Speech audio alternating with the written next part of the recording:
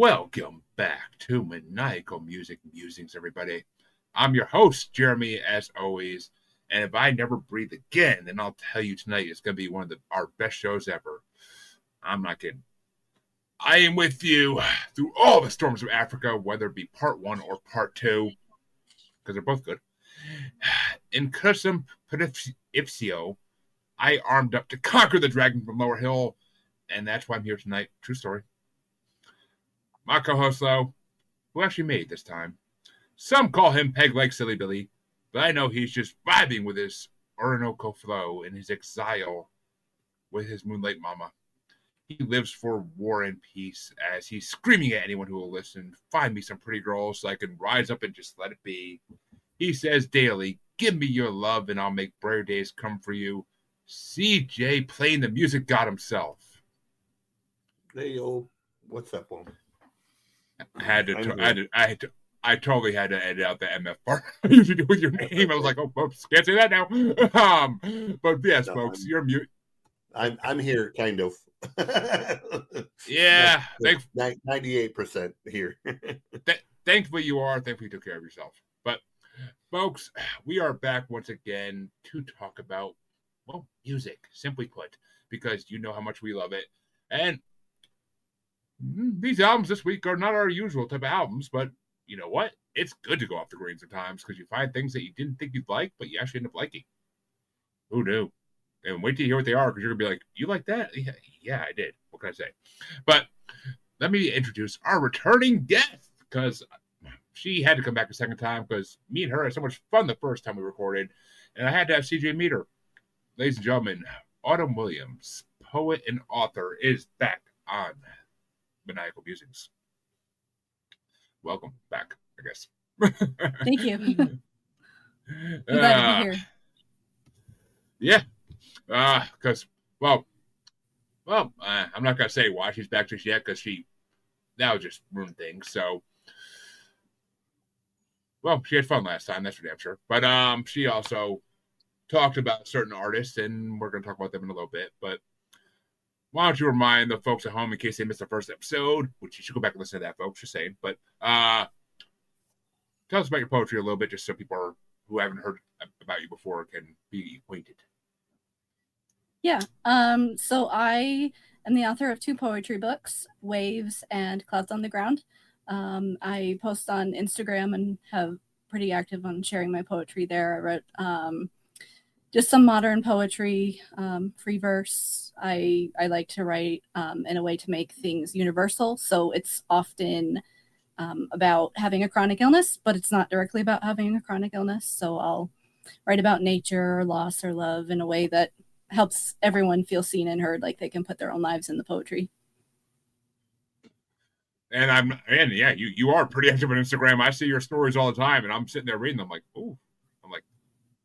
I'm like, I wish I could write this good.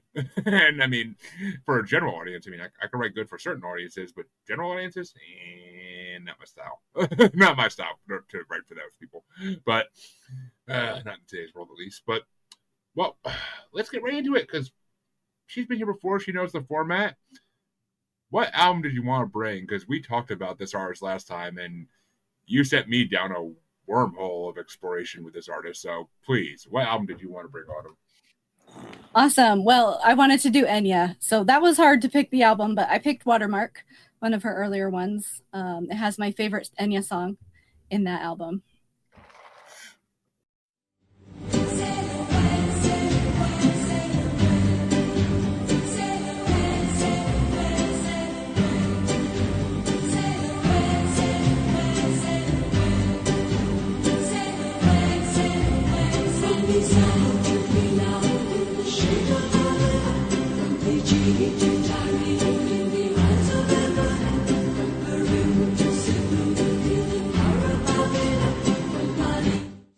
Enya song in that album.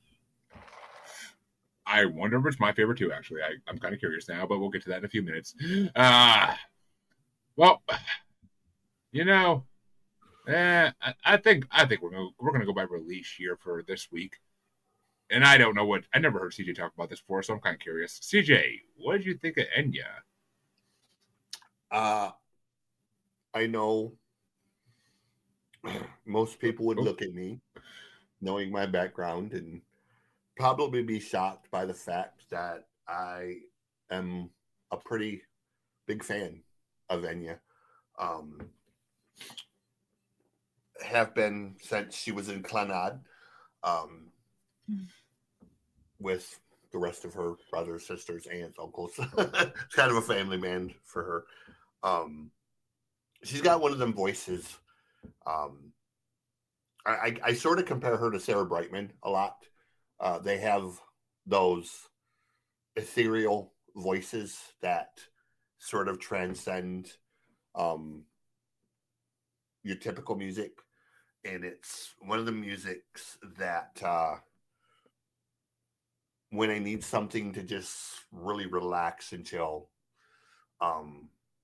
she's one of the three people that I will go to kind of just sort of lay in bed, lights off, and just turn the surround sound on to just kind of vibe out. I hate using that term vibe out, but it's kind of why I like her, because her music is very beautiful, very, for lack of a better word, it's very ethereal, or ethereal, however you want to use the word. She's a great, she's got two co-writers that she writes with, but they make a great songwriting group, and a team.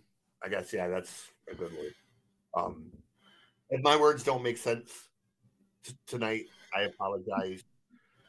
They think I had a seizure the other day, and they're still trying to figure out what's going on. So my words are kind of hard to coagulate right now. But I like Enya a lot. She's one of my more favorite female singers, and she's kind of holds a special place in my heart. So, yes, I know not somebody that you would expect me to know about or like, but I think you've learned by now that that's pretty normal for me to. Well, I was gonna say you're called the music god for a reason, so I know you. I knew you had come across her at some point. I'll be right back.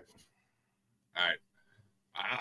I mean, he's called the music god, folks. I knew he'd be knowing her one way or another. I just didn't know whether it was going to be love or hate. I didn't know which way it was going to go. I was prepared for either with him, as always, but I didn't know which way it was going to go, honestly, and not surprising, though. It doesn't surprise me, at least. I know him well enough. But I have never really, well, here's the funny thing. Funny you mentioned laying in bed, because I never thought I knew who Enya's music. I never thought, I knew her name, of course, because everybody knows her name. She's famous. But I never knew her music, I didn't think. One song I definitely knew, because as a kid who grew up in the 90s and would be laying in bed at night, and you fall asleep with the TV on back in the 90s before sleep timers and all that. And there'd be these late night infomercials where they'd advertise albums. And as soon as I heard one song start, I was like, no. And I was like, oh my God. I used to love hearing this song at 3 a.m. in the morning, waking me up. It was so weird. I was like, wow, I can't believe this is Enya. Okay. This kind of brings it full circle back to my childhood. But I want to say it was almost on one of those CDs that was Native American music they advertised it as, or one of those like calming, peaceful CDs they advertised that was like a compilation of music that makes you like just calm. Pure Mood. It was called Pure Moon. Yeah, the CD that they were selling. Yeah. Okay. That sounds right. But CJ will get a quick fill into this when he gets back. But I actually enjoyed this album. I mean, it's not the typical music I ever would listen to, and I almost feel like she writes the. I almost feel like she would the normal metal I listen to that I know you can't really listen to, but the normal metal I listen to, I feel like she does the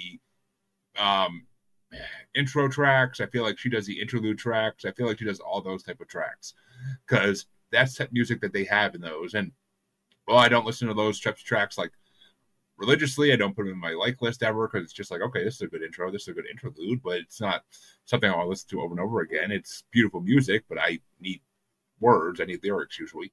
But some of her stuff I did put in my like list. I'm like, all right, I could if I'm driving down the road and this comes on, I probably wouldn't change it unless I'm in a bad mood. Like I could take this. Like it's relaxing, it's peaceful, it's calming, it makes you it like he said, it kind of like upsends space and time and just makes you feel different. Like I mean, I don't know. Part of me wants to listen to the CD in another state of mind and just see what happens and see if I get into a trance of some kind. Like it's trippy. It's trippy in a way, and I love that though. I don't know. I might have to I might actually have to go check out everything else you put out because I'm kind of curious now. I thought it was gonna be like one of those. I thought it was one of those like I thought it was gonna be one of those. I hear Enya and I immediately thought like, and I know I'm horrible for this, but I thought it was gonna be like one of those feminist, strong like singers like I can't even think of a name, but one of those like Burning Man type of artist who just did like very strong feminism music, and I was like, oh god, I'm like I'm dreading this, and I put it on, I'm like, that's not what this is. Okay, perception has been blown. Thank you, that's amazing, and the album just I enjoyed it. Just sitting on my couch today, listening to it, I like got the baby asleep, and I was just like, oh, okay, I can now relax and enjoy this, and it's peaceful. I don't mind sitting here like doing random other things, my computer, my phone, listening to this. It's good background music. So you may have got Enya another fan. I ain't kidding. She's a very well done artist. I love learning new things on this show, and that's just you did it. You introduced me to something new that I never would have thought I never would have listened to it if I wasn't brought in this show. So well done. Awesome. I'm trying to think. What album did you bring last time? I had it in my head earlier today, but I just lost it. We did Evergreen. Oh, I definitely like her better than Evergreen. I'll say that much.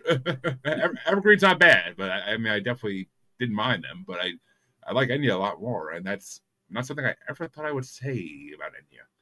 But this is also me going into it with a blank mind and not knowing what I was really talking about, just assumptions based on what I've heard about her. So, I mean, yeah, overall, I learned to enjoy Enya greatly, and I would love to check out her other stuff in the future. I really would. CJ, I just gave a glowing review of Enya. So, yeah, like I said, I love Enya. I apologize that stupid Firefox decided to do an update right in the middle of me talking. Of course. Computers, not man's friend. That's for sure. But yeah, I love Enya, so great choice. And it's funny, CJ, because actually, like, I thought about it when I heard the one song today. I was like, I used to hear this all the time at 3 a.m. when they would advertise CDs and back on TV back in the 90s. So it's that kind of blew my mind that was on this album. I'm like, oh my god, that's this. And I saw the name, and I'm like, I saw the title of a certain track, and I'm like, no. I'm like, I know those lyrics. I know the lyrics. Like, I'll get to it when I get to the song. I don't want to ruin things, but I knew those lyrics right away. And I'm like, that can't be the same song. There's no way it's gonna all come full circle. And surprised me enough, it did. So, love it. I love going full circle, and that just brought my childhood back into my adulthood. So, memories of falling asleep and leaving the TV on all night. It goes from Nick at Night to infomercials, but gotta love it. So, what are your top 5 tracks on them? As you know, this is my favorite part of anything. Yeah. So, number 5 was Evening Falls. Number 4 is River. Number 3 is On Your Shore. Number 2 is Orinoco Flow. And number 1, Storms in Africa Part 2. That's my favorite one of all time, out of all her music. You only had 2 of the ones I got on my list. That's interesting. All right. I mean, and I had a feeling we'd be a little bit different, but damn, that's surprising. But CJ, what were your top 5 or whatever you happen to grab? I have Orinoco Flow, Evening Falls. My favorite is actually the Long Ships. It's kind of one of them songs that it doesn't really have like definitive lyrics per se, but it's got this sort of just very unique vibe to it that like you could see it in a TV show like Vikings or Norsemen or something like that. Like it's that sort of it makes like a perfect sort of background score for a film of that type, or even like Lord of the Rings or something like that, Well, that's the funny thing. That's the funny thing, because when I read her Spotify bio today, I was like, oh, she's done a lot of background music for BBC shows, so that makes sense. And Lord of the Rings. She's been in Lord of the Rings. I was going to say she literally had the main theme from the first Lord of the Rings movie was her. I can't remember the name of the song, but it was her. So the one that was just called The Shire. No, it was Who I Am. I can't think of the name, but it was something. I think it is Who I Am. I think you're right. Because I'm a huge. She sings "May It Be" in Lord of the Rings. May it be. That's it. Maybe, yeah. May it be. That's it. I knew I was getting it wrong, but you got it close. I looked it up to make sure. So.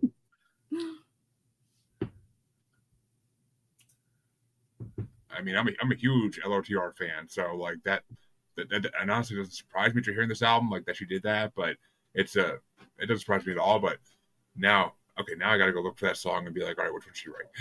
But all right, so for most of the albums today, I had an honorable mention, I believe. Actually, no, for her I didn't. But the 5 songs that really, really stuck out to me. My 5 and my 4 kind of go together, because my 5 was Storms in Africa and my 4 was Storms in Africa Part 2. Don't know why, but songs that have Africa in the title I usually end up digging, or written my band name Africa. So like I really enjoyed those 2 songs, and Storms in Africa 2, what a way to end the album, and such a lively, fun song. Like I enjoyed the heck out of that one. I really did. And my number 3 was Cursa Imperifico, because it sounds like it should be in Lord of the Rings or a fantasy movie of some type. Like it's what I was saying before when CJ dropped off. Like it sounds like it should be an intro track for Nightwish or Avantasia or any of the bands I listen to. So it really was a fun song. I enjoyed the heck out of it. And my number 2 was Exile, which nobody mentioned yet. And I'm like, how's nobody mentioned this? That's one of my honorable mentions is Exile. I do really like that one. I can't tell what instrument it is, and I couldn't find it on Google either, but like the flute or whatever it is in that song is just gorgeous. I mean, it reminds me of what's the name of it? The instrument that the one guy in Nightwish plays, that Trey Donnelly plays. I think it's a Cerulean flute. Yeah, Cerulean flute, I think it's what it's called. And I love that instrument. It's beautiful whenever it's played. And I mean, Trey does an amazing job with it in Nightwish, but I totally dug it in that song. I was like, oh my God. I'm like, this. I mean, I know she's Irish, or I think Irish, if I'm not mistaken. But I expected some Irish music, traditional type stuff here, and I wasn't disappointed. I got to go back and check out her family band, because that sounds like something I would really enjoy. Yeah, when I was reading about it. But it's kind of in a Sinead O'Connor vein. So. Don't make me not want to listen to it. But, it's different. Okay, I'll say like I am not a Sinead O'Connor fan. Her best song. It doesn't sound like Sinead. It's just kind of in that pop vein, like Sinead does. You're talking about Clannad, right? Yeah. Yeah, I really like them, but it's very different. Okay, I mean, I honestly may dig it then, but I mean, okay, just don't. You had to say Sinead O'Connor though, but I'm like, I don't like her. Her best song was written by Prince, and he did it better. So, I mean, come on now. But and my number 1 had to be Orinoco Flow, because I heard on so many commercials in the 90s. I freaking love that song. Like the amount of times I woke up in the middle of the night and sail away, sail away, sail away is playing on the TV, and I'm just like, what is this song that they're playing? I'm like, I never heard this song. Like, it's just the most random music ever. But oh my god, when as soon as I came on, I heard like the freaking music drop. I was like, no, it can't be. And okay, there it is. Oh god. And what did you say the name of that CD was from the 90s? I might have to look that up. You said the name earlier. Clannad, the name of the band, no. that she sang with? No. The name of the compilation. Pure Moods. Pure Moods, yeah. Yeah, you should check it out. It's got amazing music on it.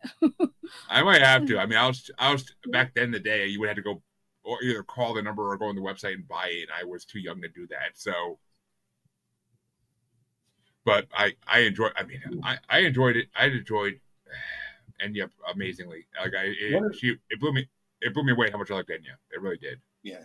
One of the cool things to me about Enya, she was how I discovered the musician Luca Bloom. And Luke is another one who, if you've never heard his music, he's incredible. He's sort of this Irish, he's a singer-songwriter type, plays guitar. But he kind of he's sort of the male version of Enya. He has this voice that's just really sort of magical almost when he sings. You know, he's got that Irish tilt to his voice. It's very mellow and very soft. And, you know, with the guitar that he plays, he's really a wonder to listen to. Like, he's another one that writes like really great songs.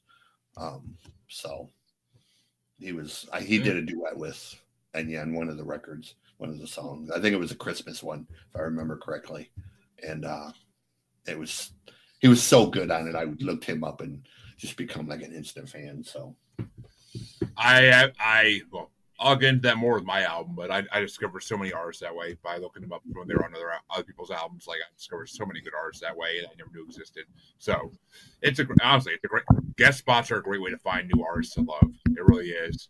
I have a huge list on my Spotify of artists to check out still that I happen to find on a Powerwolf album or on another album. So it's always a good way to find music. It really is. But all right, well, I wanted to go in chronological release order here of these albums, and CJ, that means you're next because your album came out a few years before mine did, and I'm dying to hear why you brought this album. I really am. I brought this one mainly for two reasons.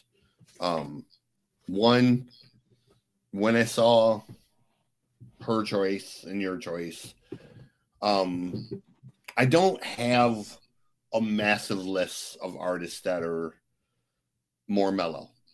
I mean, a lot of the stuff I listen to is kind of rock oriented in some form or another, even if it's like the country Americana stuff or even like the blues stuff. It's more guitar heavy. So my brain immediately went, okay, she chose Enya. The first voice that popped into my head, you know, when it comes to voices is Dimash. If you don't know who Dimash is, I really can't describe him to you other than to say, go listen to him. It's just one of them things you have to experience because you can't properly describe what this guy can do. I do a YouTube music reaction channel. One of the people on there said you have to react to Dimash. No idea who Dimash was. So I looked him up. His version of the song SOS, which is a famous sort of French opera Broadway song. I was in tears by the end of it. It was just like, holy crap, who is this guy? And how the hell did he learn to sing like that? And then, of course, all his fans come flooding in. You know, all this information. He's from Kazakhstan. He's 26, 7.5 octave vocal range, you know, which is inhumane, basically, for the most part. Like, average human has about 3 octaves. Great singers like Freddie Mercury normally maybe have 5. So to have 7.5 octaves is just alien, pretty much. So I chose, he has 2 records out. There's this one, and then there's the one that he did with Leo, which is mostly in Russian. It's a beautiful record, but Russian's not probably the easiest language to listen to songs in. So I chose this one. And Dimash, his name is Dimash Qudaibergen. But look him up, watch what he can do. He's got videos, and they're not just videos, they're sort of mini movies. You know, the kid's a freaking genius. So, yeah. Yeah. Well, before.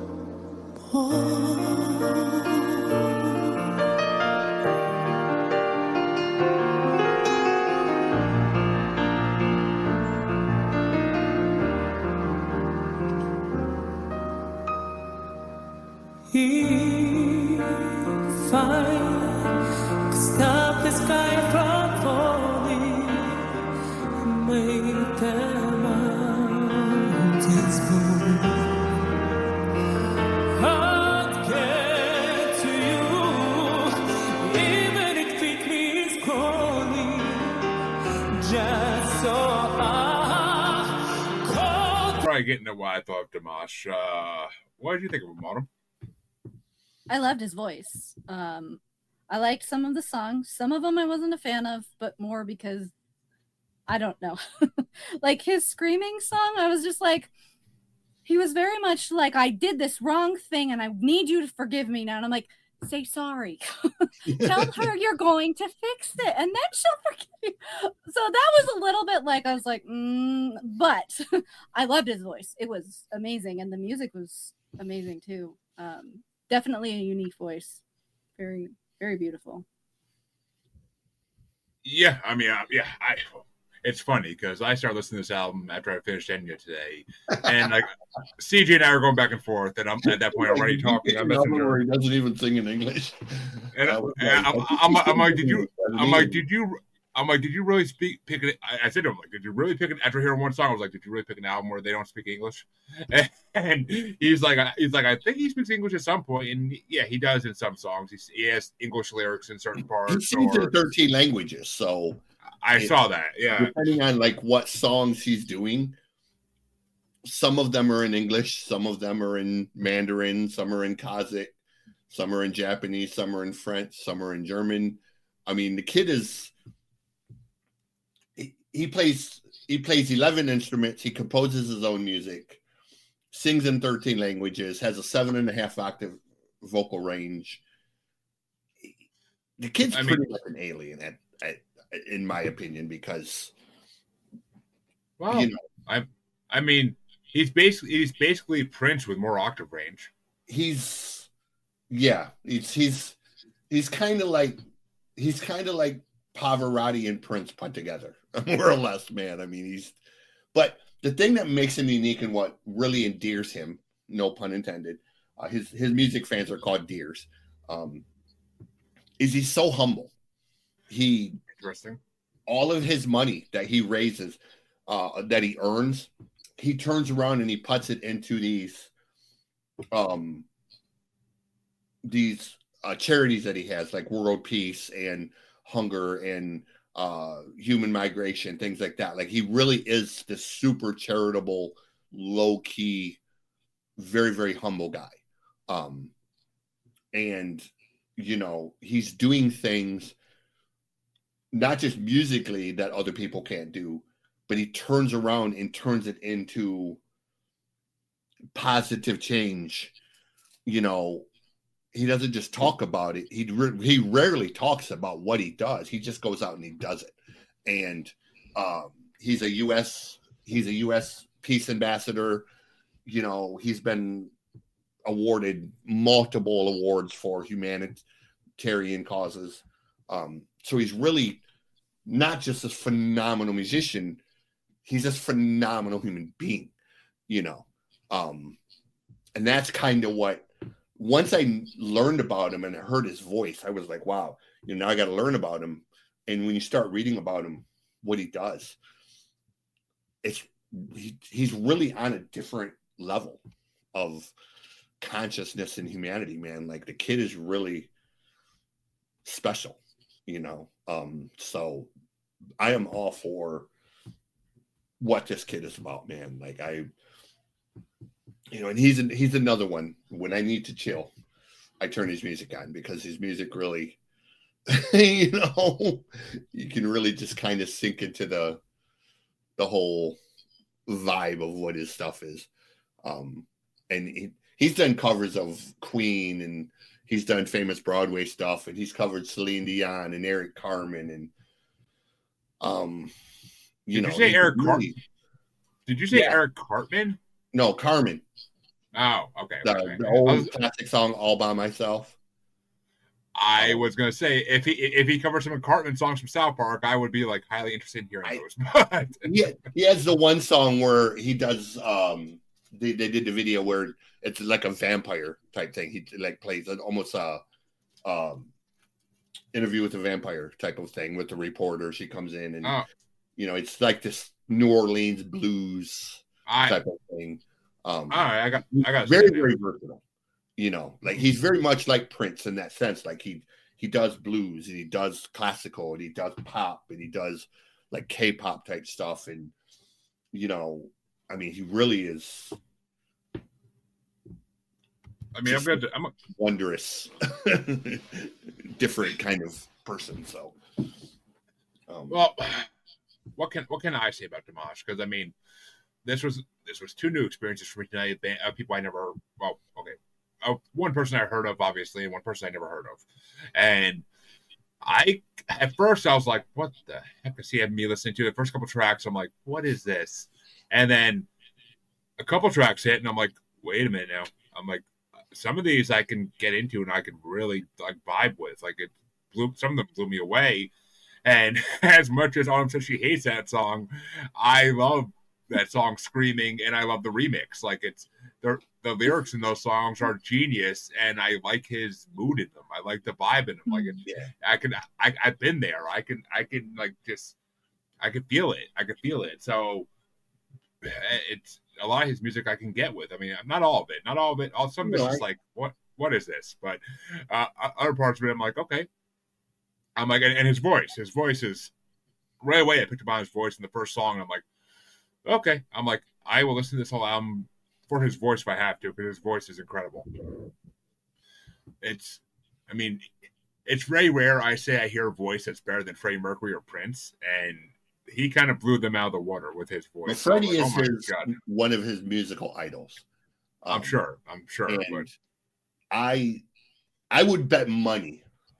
That if Freddie were alive today and heard Dimash, Freddie would probably demand to do a song with him. Like if Freddie would want to record with him. Hands down, I would bet $1,000 on that. I hands down. So, like it's as much money. I would bet as much money I have in my bank account on that, because I know he would. But Dimash's voice blew me away, and his music's amazing. Some of the songs were just so beautiful. I was like sitting there like awestruck, like, oh my god, like how's he come up with this? Like, he's definitely not going to be for everybody, but for those people who appreciate a different kind of sound, a more mellow, you know, ethereal type of sound, Dimash really kind of is in the league of his own. Like there's very few people that are going to be in that range where he's at. You know, you have your Michael Crawfords, your Sarah Brightmans, and your Bocellis, people like that. But I mean, singers of his type are kind of 1 out of 1,000, you know. And then when you add in all the languages, all the instruments, the fact that he composes his stuff, it really sets him apart from the rest of the field. I mean, he started at a young age, and you could tell. Like I read he started very young. You know, he started like at 6 or 7, I think I read. And his his father is the leader of the Kazakh National Orchestra. So I mean, so he's been trained by the best, but being trained by the best doesn't always guarantee success if you're not willing to put in the work and the time. And you can tell that he has put in the time and the practice and all of the things that are required to get to this level. You know, on so many levels, like, you know, you see sons of rock stars, Julian Lennon and Sean Lennon and Bob Dylan's son, who grew up with music, the best teachers, but never really scratched the surface of what they should have been able to do with their background. Yeah, 100%. I mean, You know, same goes for rappers. Same goes for rappers. I mean, look at Coolio's son. I saw him live, like performing with his father before he died, Again. and he can't rap compared to his father at all. Yeah, there's So- a bunch of them. I mean, Yeah, you know, so yep. I mean, it just proves that just because it's in your blood doesn't mean nothing. Not at all. you got to put in the effort, no matter who you are, how good you are. There is some degree of, yes, you're born with a talent, a natural talent, but you still have to nurture that. You still have to practice it. You still have to put in the time and the effort. And it's not just music. It's writing. It's speaking. It's no matter what you're doing. You can be a natural writer, but if you don't practice that craft, if you don't practice using words and telling stories and speaking, then it doesn't matter how much natural talent you have, because it'll go to waste if you don't, you know, add muscle to it. Yeah. What's the word I'm thinking of, CJ? Starts with an N, I think, but when your family hands you everything. Nepotism. Yeah, I mean, nepotism doesn't mean Yeah. you're going to be great. Nepotism doesn't mean you're going It's to be not great. just nepotism. I mean, you could be born a 6'5", 250-pound natural athlete, but if you don't lift weights, if you don't run, if you don't exercise to tone your muscles and it doesn't matter that you're born at that size, because you're going to be awkward and you're not going to have the degree of talent that you were born with. You know, it's like I said, it's with writing, it's with reading, it's with speaking, it's with anything. The more you use it, the more you practice it, the better you're going to become. The fact that you were born with a talent and then you practice it more, it puts you further ahead. But at the same time, that talent can go to waste if you don't practice it, if you don't use it, if you don't sort of flex that muscle, so to speak. Exactly. I You mean, know. but CJ, what were your top five? I'm kind of down to hear for this album. What everybody liked. I wrote down three mainly. Screaming is my one. I love the beat of the song. It just kind of has that K-pop type of thing. Give Me Your Love. Really like his breath control on that one. And then the other one is Just Let It Be. Just Let It Be just really has this giant, massive tone to it that, you know, it's such a classy piece of music, and it's a love song, but it kind of isn't. So those are the main three that I wrote down just for time and whatnot. Well, you got three out of my six, so there you go. Yeah. But it's like the Enya record. You could have wrote down any song off of that record and it would have been correct, because there's really not a bad song on that record. So I put three just for the sake of time and having to talk more than necessary. Well, Autumn, what were your top songs for Dimash? Yeah, so number 5, I did War and Peace. And then number 4 is Give Me Love. So there was 2 songs on there. One was Give Me Your Love, and then one was Give Me Love. There were 2 songs that had very similar titles. So that was interesting. I guess I didn't catch that. I'm pretty sure. Like, because you said yours was "Give Me Your Love" and then mine was "Give Me Love." I'm pretty sure I remember that there she's was... correct. She's correct. There is. Okay. There is. I guess I didn't realize that, but yeah. Interesting. I didn't catch it either when I was doing it, but I also didn't really like either of them, so that explains why. Well, number 3. What's that? I said that's a lie, actually, but okay, I'll get to that in a Okay. minute. Number 3, I don't know how to pronounce it. I looked up the pronunciation, so hopefully I don't say it wrong. Sajindim Seni? It's number 9 on the album. That's the one he sings in Kazakh. That's his native language. Oh, it was good. And number 2 is Just Let It Be. And number 1 was If I Never Breathe Again. That's a really good song. Yeah, I had one honorable mention for Dimash because his album kind of blew me away a little bit. Give Me Your Love was my honorable mention. I did like that one, apparently. It was a good song. Just wasn't as great as the other ones, but that was a good song.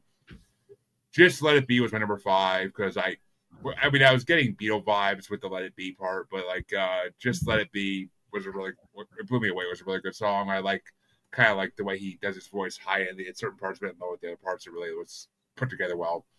War and Peace are number 4. Even though I couldn't understand a word he freaking said in it, I still love the music in it. The music in it was gorgeous. So War and Peace, one of my list immediately. Number 3 was Moonlight Mama. I didn't really get the meaning of it, but it was just beautifully orchestrated, so I had to put it on the list. Number 2 was Screaming, because I freaking love that song and the remix. Screaming is such a fun song. I've had those emotions. I've been there, so it blew me away. The poetry in that is gorgeous. And number 1 is If I Never Breathe Again, because it reminded me of a lot of the metal songs I listen to that are heavier but have the same message. But it was beautifully put together, and he didn't need to scream or have heavy guitar behind him to really get that message across. I mean, it's almost like Motley Crue's If I Die Tomorrow. Like it had the same feeling to it. Just I said your point, but I'll say it again. I want to see Dimash do a duet with Devin Townsend. I know Devin is known for being heavier music, but Devin's done a lot of really weird, orchestral stuff as well. Yep. And if you know Devin's got a monster voice.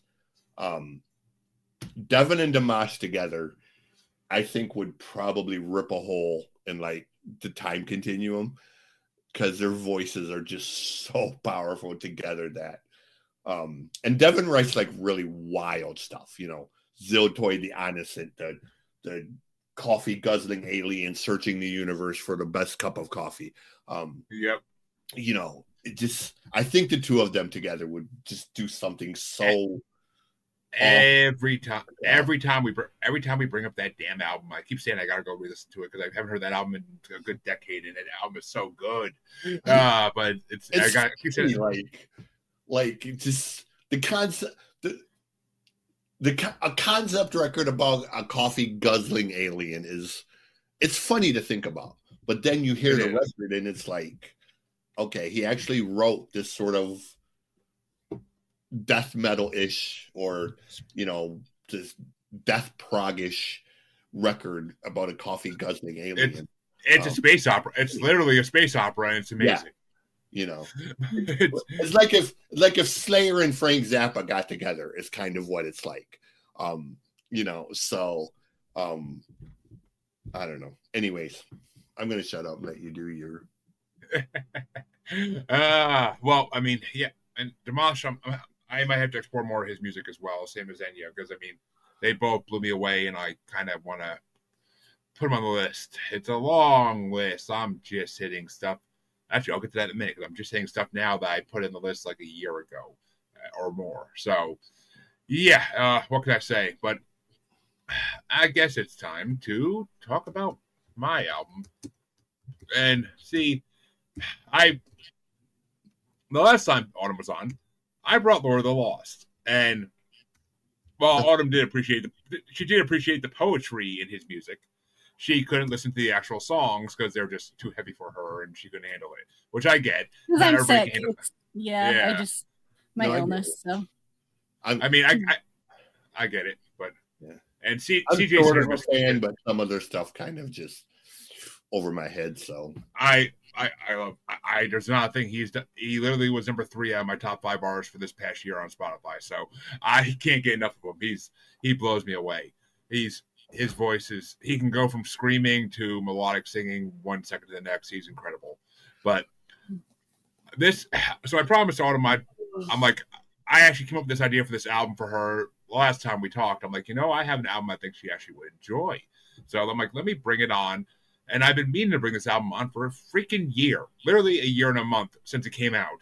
And I just haven't had, there hasn't been the episode where I thought it kind of molded into it anywhere. Like, I'm just like, I need someone who's going to appreciate this album. I mean, and my co-host before, CJ, I didn't think would appreciate it really or really respect it enough.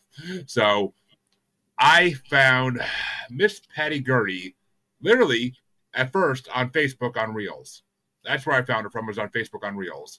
And I dug in a little eventually and started listening to more. And then all of a sudden she started popping up everywhere as a guest on other bands I love, like Ailstorm. And and then she actually introduced me to another band I love that I brought in the show, Stardust. So she is a musical talent and a half. She has a voice. She plays the most unique instrument in the world that no one's ever heard of. And I'm like, I freaking love Patty Gurdy. And then when she finally released her first full-length album last year, Tavern, I fell in love with this album so hard, and it introduced me, as I was saying, this is what I meant when I said it literally introduced me to other artists I never heard of, because there's an artist on one of these songs called Enya, who I almost wanted to bring today. If I didn't want to bring Patty Gurdy on finally, I would have brought her, because she has one of those, her solo albums are some of the most beautiful music you'll ever hear in your life. And her voice is phenomenal.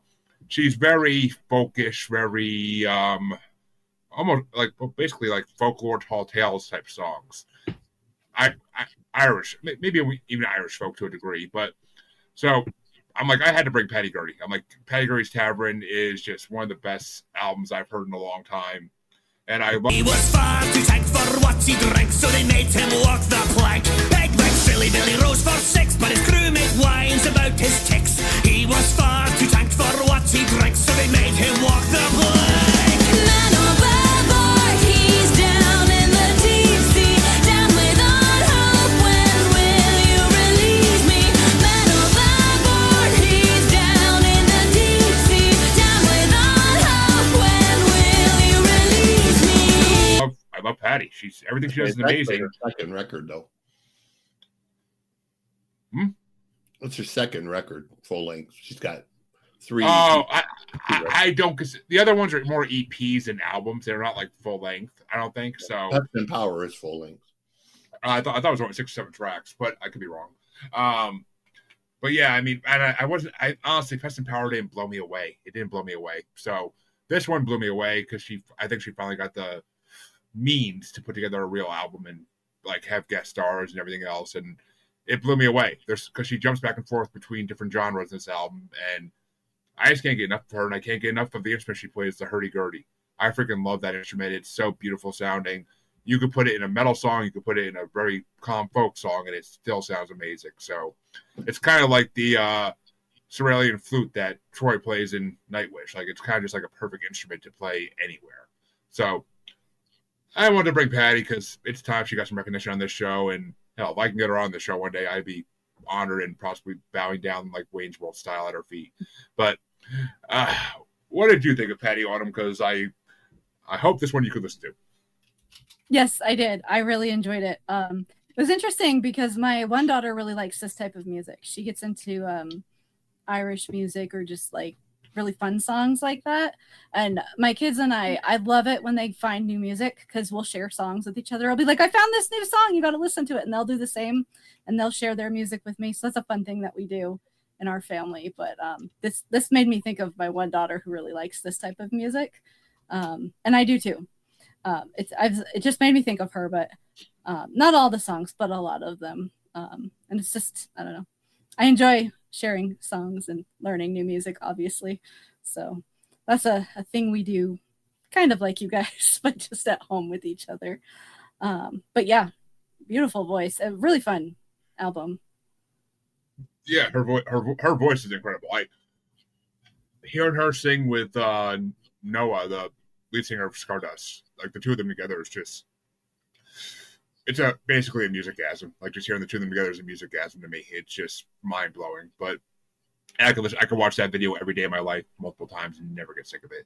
But plus, it doesn't help. They're both really good looking, so it doesn't hurt. It doesn't hurt at all that they're really good looking. But Patty is a gorgeous woman. I will say that. But her talent outweighs her beauty by so much, and that's saying something. But CJ, we haven't talked about her really, besides when Stardust came on. So, what do you think of Patty? I've heard Patty here and there. It's a unique instrument. It's, if the thing with Patty is you kind of have to be in that frame of mind for it. I mean, obviously it's supposed to be fun music, so it's not something you're going to listen to if you just want to chill out or if you're kind of down or whatever. It's kind of in that reggae, it makes me happy. So not something I listen to every day, but not something that I dislike. I love her skill set. I love that she records with a lot of people that I like separately. I love a good, not just pirate jig, but a good Irish jig. It's why I like Irish folk and Irish punk music so much, is that sometimes you just kind of like the record we did the other day. Feel the screen. You just they hit on that sort of it's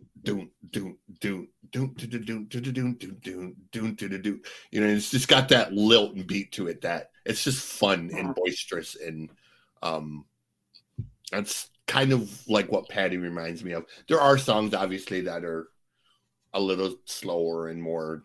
I was gonna say I don't think there is stuff that's more theatrical, but there's also stuff that is exactly what I was talking about.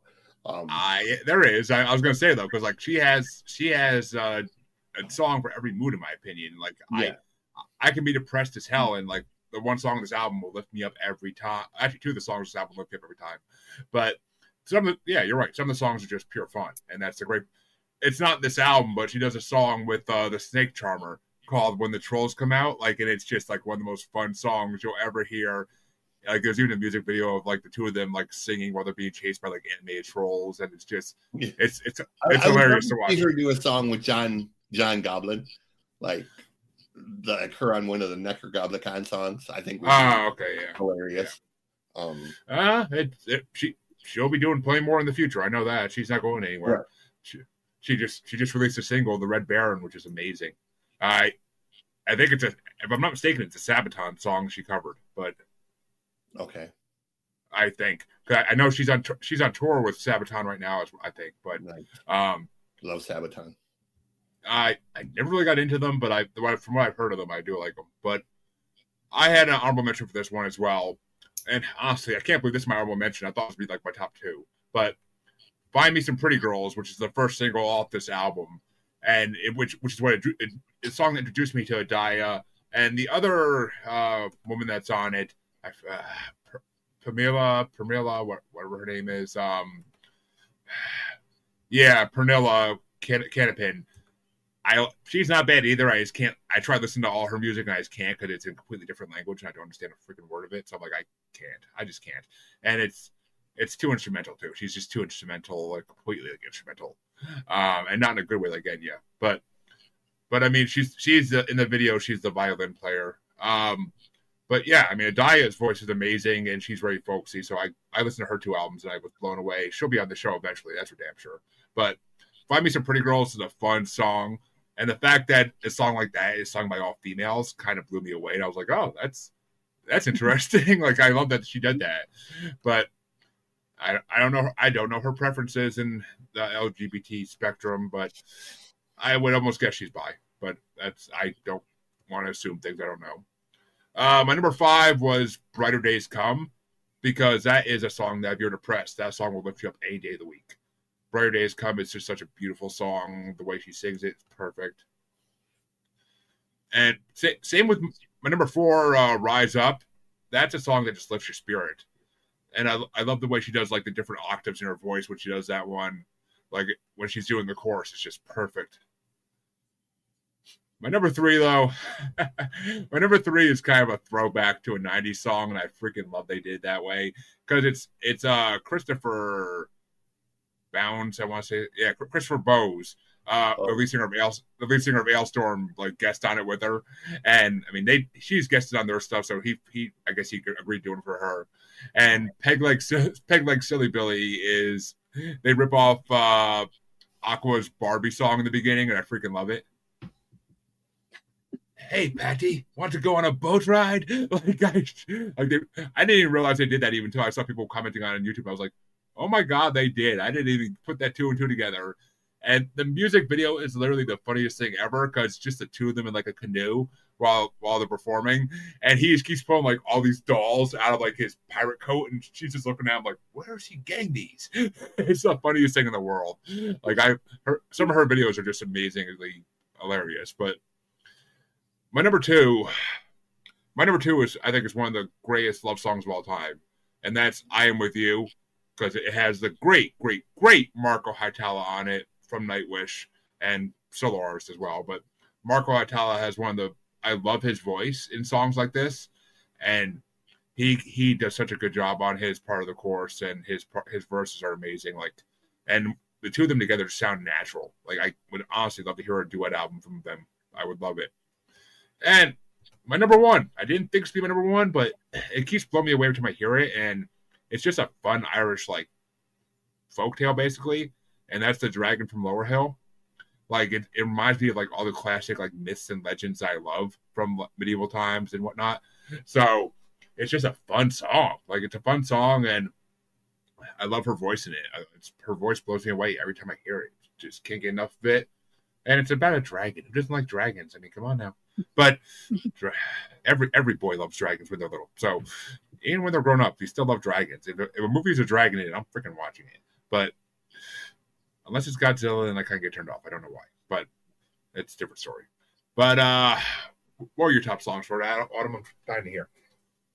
Yeah, number 5 was Eden. Number 4 was Up to the Stars. It only had those 2 lines of lyrics, but it had that instrument. It's called a hurdy-gurdy. Is that what it's really called? A hurdy-gurdy, yep. I looked it up and I was like, is that really the name of the instrument? Yeah. But it's a very beautiful instrument. It's similar to like a violin, maybe. It's kind of like a violin mixed with the what the heck's the name of that instrument that the guys that used to have like the 4 instruments in one, basically. It's like a violin, accordion. What's that? Yeah, I was gonna say, what's the instrument that the guys that had the Dancing Monkeys used to always play back in like the olden days? It's the accordion. No, not an accordion. It like the spinning part inside is another instrument. I forget what it's called. It's like I gotta look that up now. But please continue. An organ grinder. An organ grinder. Like that's the kind of the main element of it is the organ grinder, because it's the thing she's turning while she's playing it. Like, it's kind of like an organ grinder. So that's kind of like the main element of it. And they add the violin strings on, and it has like the accordion keys that make like an accordion. So I mean, it's an interest. She's one of the only people I've ever seen actually play it. So I've seen a couple of people on YouTube that play it, but none of them sound as good as her. Yeah, it was really cool. So number 3 is I Am With You. Number 2, Brighter Days Come. And number 1, I Am Free. They're all really pretty songs. I enjoyed that album. Yeah, I kind of don't like the 3 in the middle that Pernilla's on. Like the 3 in the middle that Pernilla's on in a row, I'm just like, these are just too weird of songs. Like I can get into them somewhat, but it's just I don't know. They're in some other language too, and I think that's part of what turns me off. So I'm like, I don't know what they're saying, and I don't want to sit here and translate a whole song. But I translated all of them. Every song that was in a different language, I made sure to translate to read them. Yeah, maybe that would make things better, but I don't know. I have to find time to do that. But CJ, what are your top songs? The three that I wrote down are Dragon from Lower Hill, I'm With You, and the fact that it has Danny on it. My number one was Peg Leg Silly Billy. It just was a fun song, and it kind of had that sort of Irish lilt type of thing that I like so much about bands like Flogging Molly and the Real Mackenzies, and it's like it's sung with a Scottish pirate, so come on now, it's got to be an an Irish folk song. It's got that sort of jig lilt type of I with that. You're supposed to get up and dance, and like I said, I've known about Ailstorm for a long time. I've never really paid much attention to them until the other day I saw the video of them bringing the kid on stage, singing the Anchor song. Yeah. And when I saw that, I was like, that's not a real song. Then I looked it up and was like, oh, damn, that's a real song. Okay, then. I mean, that song is one of the most fun songs you ever hear in your life. I know, but I'd probably be pissed as a parent if a band pulled my 13-year-old on stage to sing that song. No, they can put my 11-year-old on stage any day of the week and sing that song to him, and I would just sit there laughing, having a good time with it. But I really have a problem with my 13-year-old swearing. I definitely don't need a pirate metal band encouraging him even more. I think every parent these days has that problem because the kids have so many bad influences between YouTube and whatnot that, I mean, I have to yell at my son we're our own worst enemies when it comes to that. Trust me, I know. I anybody who knows me knows I have a mouth like a damn sailor. But it's hard, especially when you're flipping it, when your kids are pissing you off. It's hard to let it hold it in. But it is what it is. I mean, do as I say, not as I do. That old adage is there for reasons. But he says it all the time. He's like, "Why could I not say it? Because you say it." Look. Well, I mean, you can't say it because I said you can't say it. Okay, I'm the parent. You're the child. Exactly. It's like when they hear my music, I'm just like, they get paid to say it. When you get paid to say it, come talk to me, and we'll take some of your money, and we'll be good. But until those days, no. I don't want to hear. I mean, I'm not even religious, but you say the Lord's name in vain, you're getting yelled at. Like I'm not religious even anymore. I haven't been religious in 25 years, but you use those words, in a vain, I will say something to you because it's just not right. Even if I do it. So yeah. it's fun being a hypocrite sometimes. But hey, my parents did it to me, so I have every right to do it to my kids. No one's perfect. No. We do our best. That's what exactly. Do your best. Love your kids. Teach them good things. We try our damn hardest. It's hard because you hear things and it brings back jokes you'd forgotten years ago. I learned a joke when I was about 7 years old about a piccolo player. And I hadn't thought about that joke in 30 years, honestly, 35 years. And then somebody on Facebook the other day said, something about, and who called that guy a piccolo player anyway? That's what they posted. And I immediately was like, oh my God, I swear I thought I was the only person on earth who knew that joke. And when I mentioned it, the guy was like, you know that joke? And I was like, yes, I know that joke. He's like, dude, that joke is so old. And I was like, yeah, it's from the old Gene Tracy truck driving jokes from the 1960s. So unless you were a truck driver or a son of a trucker, you don't know this joke. It's not one of them jokes that was passed around a lot, but it's a hilarious joke. And that's what I'm saying. Even when I'm trying to be appropriate, I have friends who bring up stuff that, make me be inappropriate because you sort of bring back those memories and, my mind works overtime to have to be like this. So, well, folks, we brought you your 3 albums, but before we go, I happened to mention to Autumn last time that I happened to write a book of poetry I called them raps back when I wrote them, but rap/poetry back in college when I was singing in my car, getting stoned between classes. And I happened to find it today. Just after looking for 20 minutes, I finally found it like a minute for the show. I'm like looking one last place, and there it was. I was like, all right. I almost was like at the point where I was like, all right, I guess I'm not gonna be able to provide this, but shit, if I'm gonna embarrass myself, I might as well get done with it. Actually, no, I'm reading a lot of these. I'm just like, I gotta freaking get with somebody who does beats, or I gotta publish them or something. There's both in here. I could do raps and poetry on some of these. So, but this is a shorter one, but you got it. It's coming up. This is a Jeremy original, copyrighted 2011 at some point. I don't have a date in this one. The other ones are dated around that, so we'll go with that. It was definitely 2011, but I call this one Forgotten. I don't even remember why, but well, kind of do. But she looks right through me like a ghost. I can't blame her. I got no reason to boast. I call her name and she doesn't even care. In her mind, I'm not even fucking there. She looks like right through me with a blank stare. It happens so often my heart is broken beyond repair. Yeah, I had a rhyming thing going. I still do to this day. But nobody remembers me from high school. Can't blame them. Only in my mind was I cool. To think I'd have many friends made me a fool. When teachers asked, all I had to say was fuck the rules. In relationships, I've always been used as a fool. Forced to give them money while I worked like a mule. So many times I've been forgotten, like a tomato in the fridge that's become rotten. Nobody ever has or will care that I'm alive. How are you supposed to survive when no one cares if you die? When my funeral comes, nobody will show where I'm buried. Only the worms will know. Maybe when I get to hell, I'll be remembered. Into the council of the devil, I'll be a member. Bam. So did you start talking in the middle of that, or was that the whole thing? Because it seemed like you paused in the middle and started saying something. Was that the whole... That was the whole thing. Yeah. Okay. You looked up and then you started talking, and I was like, wait, he's saying something about what he's reading, and then you went no. I was like, wait, I think that was the whole thing. No, I put commentary in the middle of them sometimes. Okay.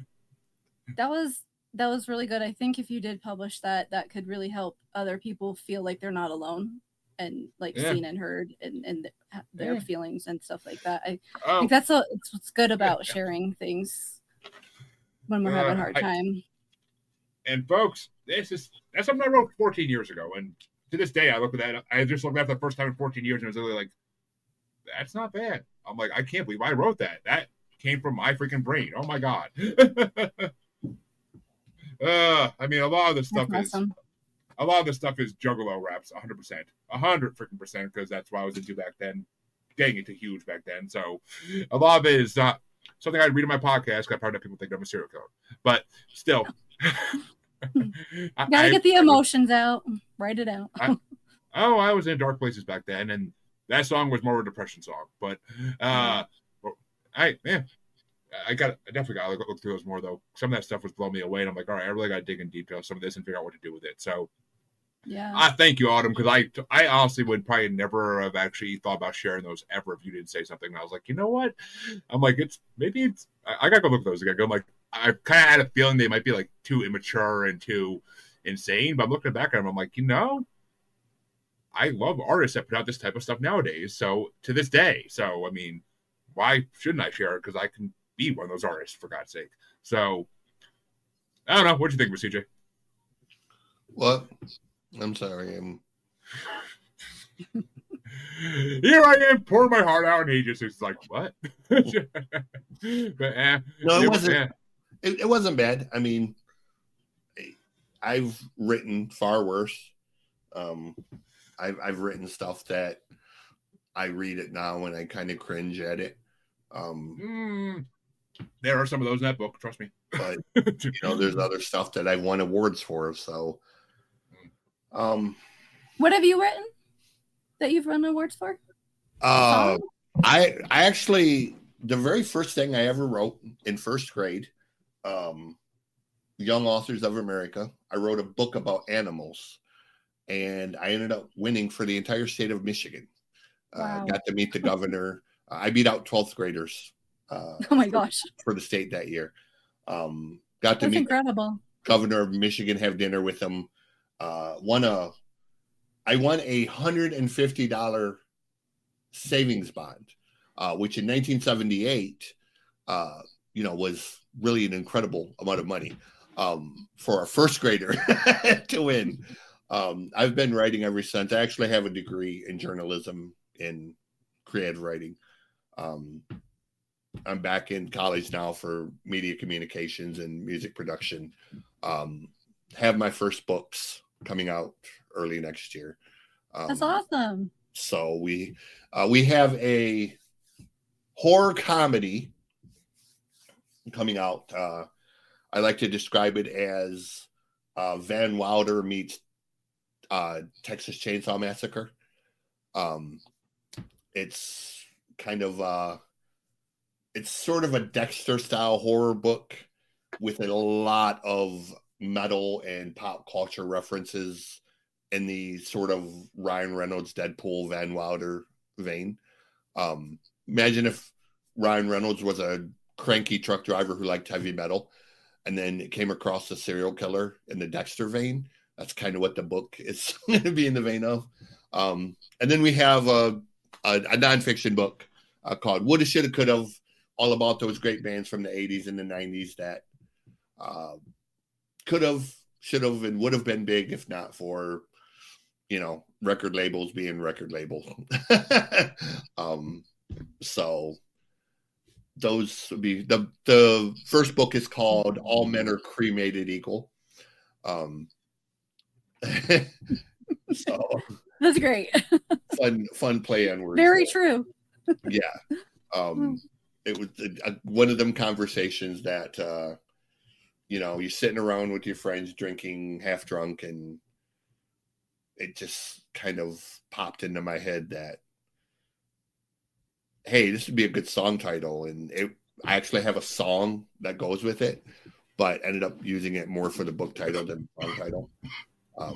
So yeah, I've written a lot of stuff. I've done journalism stuff.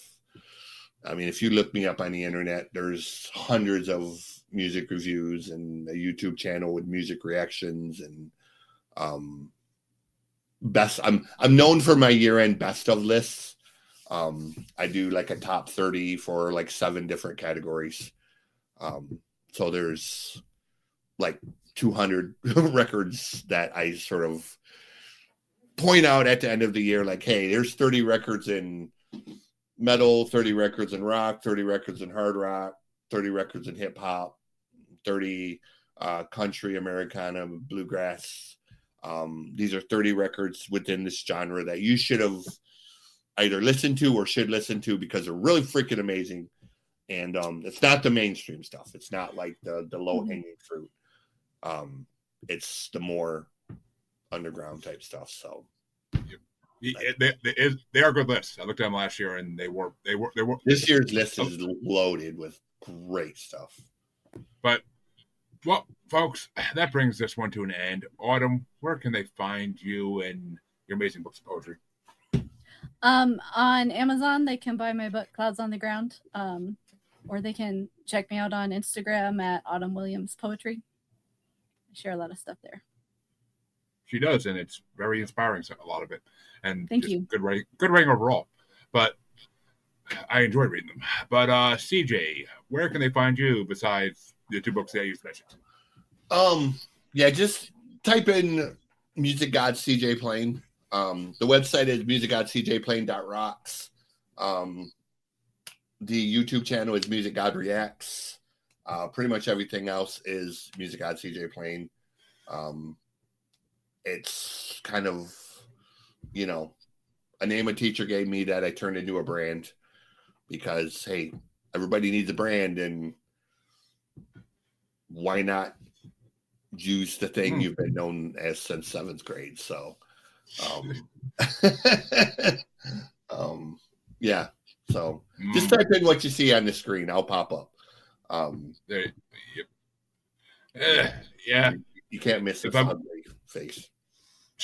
if I went by what I was calling seventh grade, I wouldn't get anywhere. But you can catch both your musers as always on Facebook as Squadgy Largefoot, on X and the Gram is that Juggalo Bastard, and the best place always is YouTube.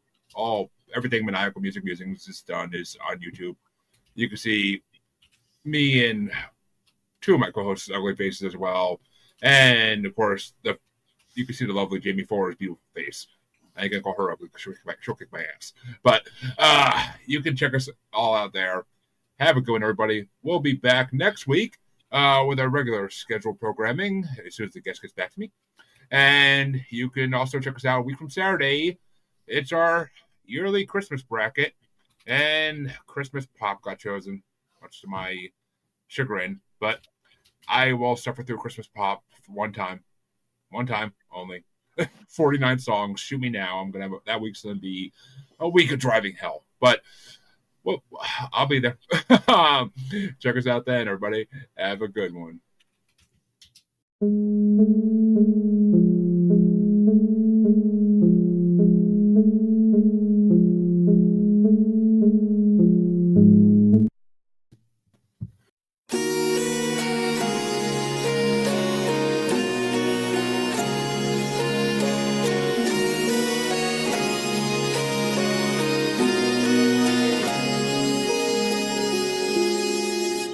So many times you have pushed yourself, never to fall too deep. The stones on the ground show an empty face, their usual gathering. You hear a voice in the distance, four sweet little words, and a perfect echoing. It says, I am with you. I am with you in pain and in victory. Please know for sure that you're not alone.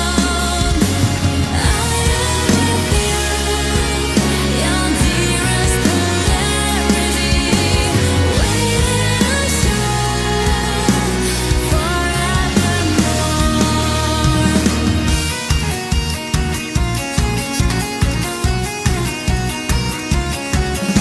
The winds will be crude when they hit my face. I look them in the eye.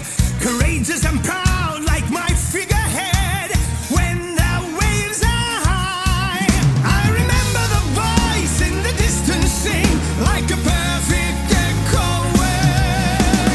I am with you in pain and in victory. Please know for sure that you're not alone. I am with you, your dearest polarity, waiting to show forevermore.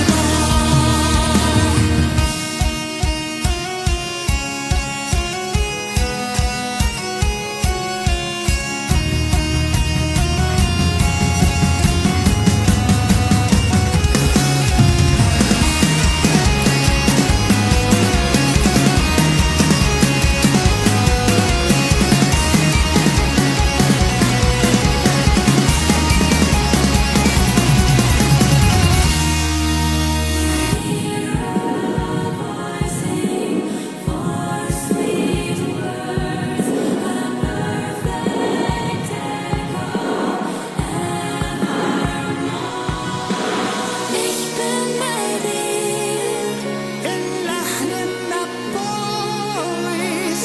Bitte glaub mir,